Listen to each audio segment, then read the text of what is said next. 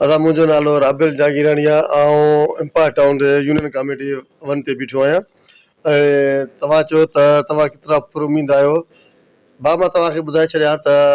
असां एतिरा पुरुमीद आहियूं जंहिंजो को अंदाज़ो नथा लॻाए सघो, छो त हिन वक़्तु अवाम पीपल्स पार्टी खां बेज़ार थी चुको आहे। उते तव्हां ॾिठो त आज़ाद उम्मीदवार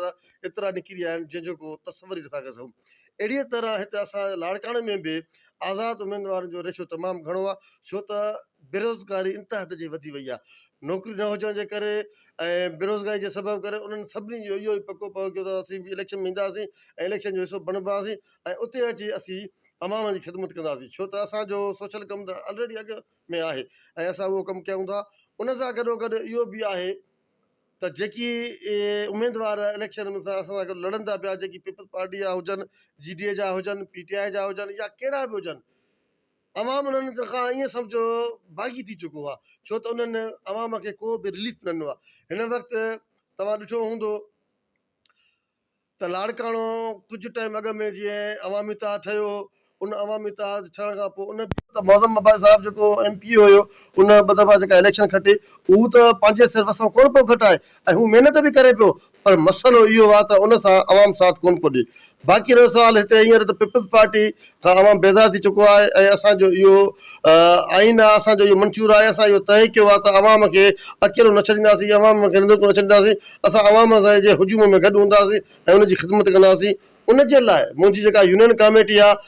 मुंहिंजे यूनियन में तक़रीबन 6 खां 7 पिनल बीठा आहिनि ऐं उते हिन वक़्तु जेको मुंहिंजो मुक़ाबिलो थींदो,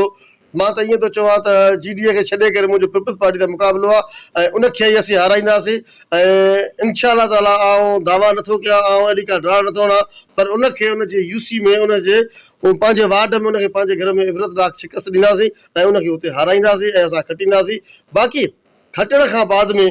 जिन दोस्तनि चयो त अवां बि चयो त खटण खां बाद में तव्हां छा कंदो, खटण खां बाद में मां तव्हांखे ॿुधाईंदो रहियां त मां खटण खां पोइ इहो मुंहिंजी जेका यूनियन कमेटी आहे 1 आहे, उन 4 वार्डनि में 4 वार्डनि में मुंहिंजो इहो ई आहे। खटण खां पोइ त 4 वार्डनि में मां डिस्पेंसरी क्लिनिक खोलींदुमि, उन खां बाद में हुनरी सिखिया घर खोलींदुमि, उन सां गॾोगॾु इहो आहे त कोशिशि कंदुमि त उन 4 वार्डनि में सोलर सिस्टम मां ॾियां, छो त हिन वक़्तु अवाम इन महांगाई सां गॾोगॾु बिजली जी लोडशेडिंग मां एॾो बेज़ार थी चुको आहे जंहिंजो को अंदाज़ कान को। बहरहाल जेको बि आहे आउं मसां कोन घटाईंदुसि ऐं खटे करे अवाम जी सां ख़िदमत कंदासीं ऐं मुंहिंजो इहो पैगाम आहे, ऐं UC 1 जे अवाम खे पैगाम थो ॾियां त अचो ऐं तयारी करे अचो, सच जो साथ ॾियो, अची 26 जून ते